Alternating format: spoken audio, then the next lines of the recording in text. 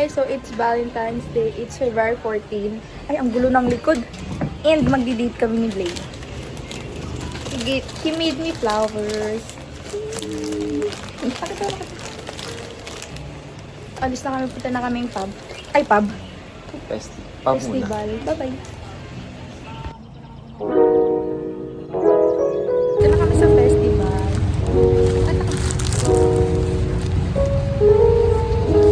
Ay, na kami. Gutom na kami.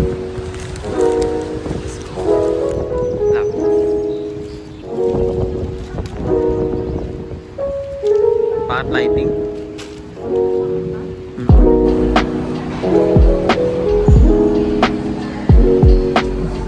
Bumili kami ng french fries, appetizer, bago kami kumain.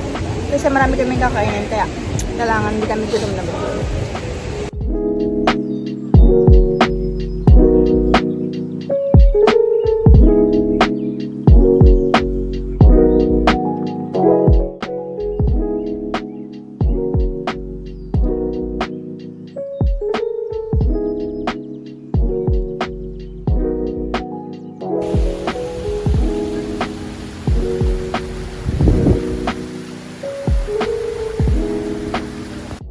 Dumating kami dito sa festival ng around 12:30 and hindi kami kumain ng lunch sa bahay namin kasi plano namin kumain ng samgyeopsal later. And dahil hindi nga kami kumain muna kami ng appetizer as you can see kanina. And before kami mag-sangyup, nag-picture muna kami and gumawa ng mga contents para later after namin kumain is gagala na lang kami kasi later kapag after namin sa sangyupsal sobrang bloated namin kaya mawawalan din kami ng gana mag-picture. Kaya routine talaga namin na unahin yung mga picture taking, content creating, videos like this. Nagti-TikTok kami. Routine namin to na nagti-TikTok kami kapag nalabas kami, trying new trends, ganyan. Nakaka-enjoy din siya and so fun lang na sumayaw-sayaw kahit di marunong sumayaw. Tapos na kami mag-shoot. We're going to eat na. And it's already 3 p.m. kasi late na kami dumating here.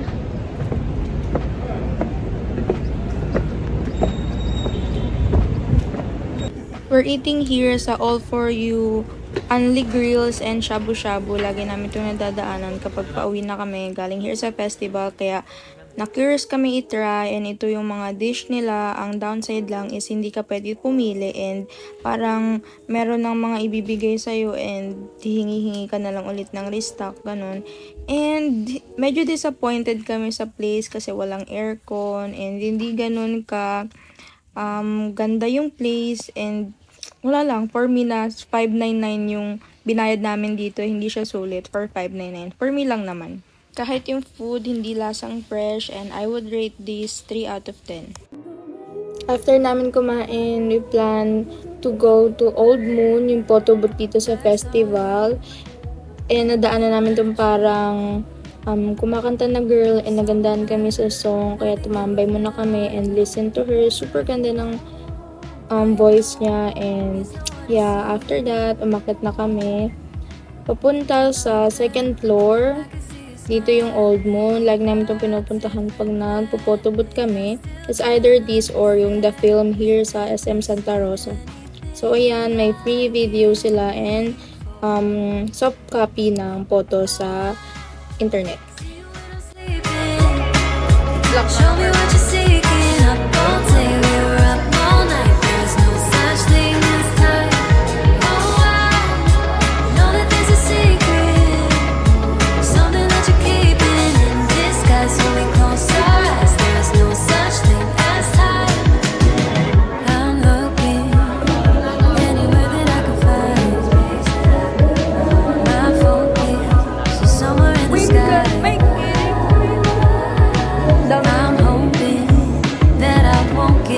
After namin sa Old Moon, pinunta namin tong brand na parang food cart or coffee cart. Dahil kami nabili ng matcha dito kasi lasang pure matcha talaga yung drink nila and it's affordable. It's only for 120 pesos. So, ayan, dinadala ko na. And after nito, tatambay lang kami dun sa may parang garden area, yung pinakita ko kanina dito sa festival while drinking the matcha and nagkukantuan lang din kami. So yeah, Patapos na yung day namin ito, pero may bibilin pa kami later. Chika-chika lang kami about life, about us, about our individual career. After that, we forgot na ipapaayos pala namin yung DJ cam ni Blaine. So, pumunta kami sa 3rd floor nitong festival.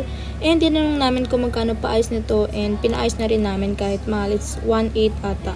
And uwi na sana kami, pero yung kapatid ko nag-request ng burger and fries. Kaya bumili lang kami here sa Burger King. And after that, we decided to go home na kasi it's already late. And ang tagal din namin sa festival.